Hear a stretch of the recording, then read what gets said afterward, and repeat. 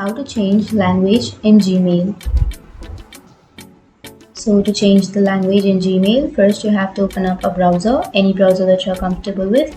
I'm using Google Chrome browser, and now open up your Gmail account.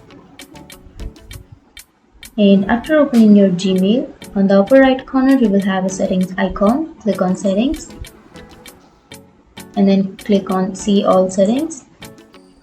And before proceeding, make sure to like and subscribe our channel for more videos.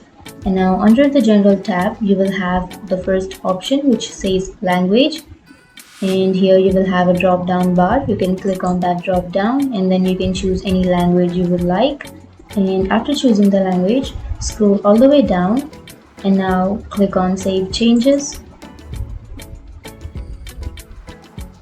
And that's it. That's how you change your language in Gmail. And if you have any questions, feel free to comment below. Thanks for watching.